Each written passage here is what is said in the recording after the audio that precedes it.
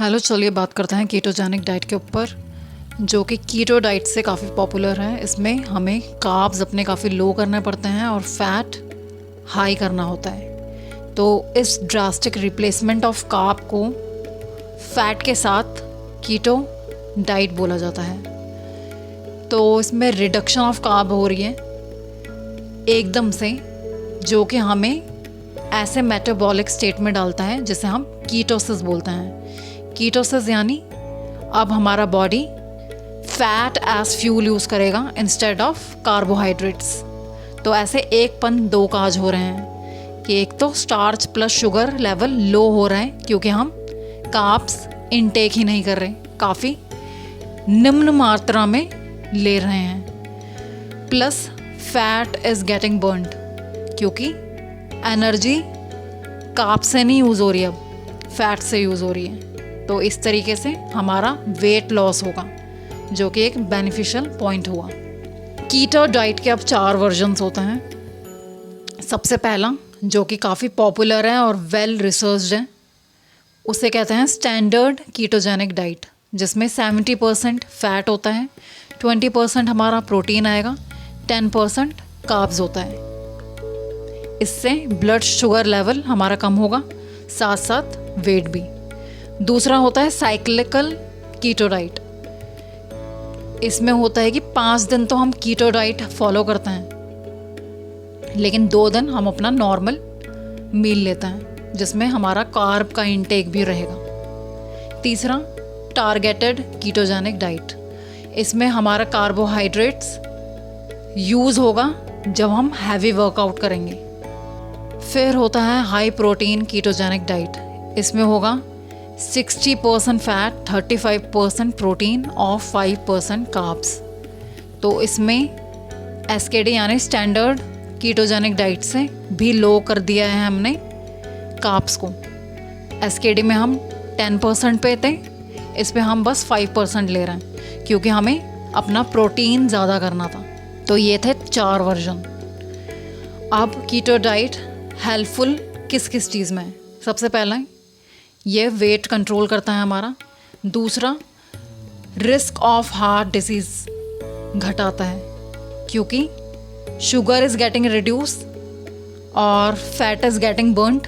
तो ये हमारा ऑटोमेटिकली कोलेस्ट्रॉल भी डिक्रीज़ कर रहा है, जो कि फर्दर हमारा बीपी भी रिड्यूस करेगा अगर हम हाइपरटेंशन के पेशेंट हैं। फिर हमारा रिसर्च में पता लगा है कि ट्यूमर का ग्रोथ भी ये कम करता है कैंसर पेशेंट्स में।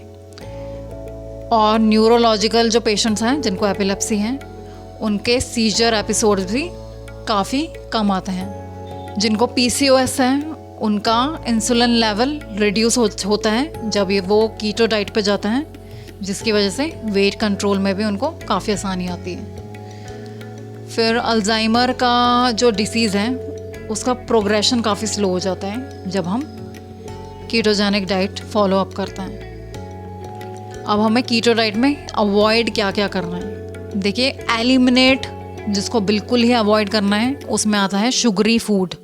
हमारा fruit juices, ice cream, candy, starch like pasta, cereals, जो भी व्हीट बेस्ड प्रोडक्ट्स हैं हमारे, और प्रोसेस्ड फूड्स हो गया हमारा, केचप हो गया, मायोनीज़ हो गया, कोई भी सिरप स्वीटनर हो गया।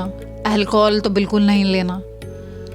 फिर रिड्यूस हम कर सकते हैं बीन्स को, लेंटिल्स यानी अपनी दालों को, राजमा को, पोटैटोज़ को, स्वीट पोटैटोज़ यानी शकरकंदी, कैरेट्स।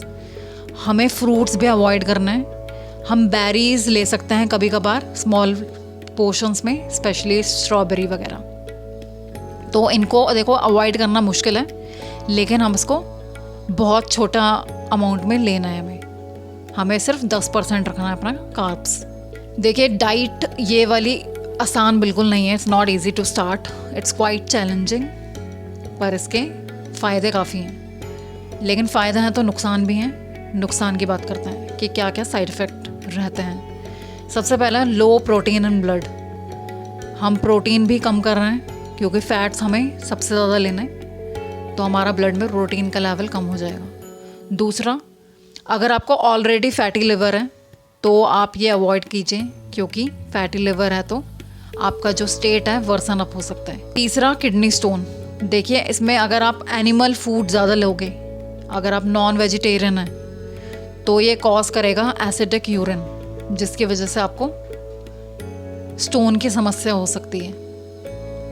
और साथ साथ न्यूट्रिएंट, माइक्रो न्यूट्रिएंट डेफिशिएंसी भी हो सकती है, क्योंकि हम अपना विटामिन्स और मिनरल्स का जो सोर्स है, स्पेशली फ्रूट्स, वो हम रिड्यूस कर रहे हैं, तो हमें ऐसी कोई डेफिशिएंसी भी आ सकती है आयरन या कैल्शियम की।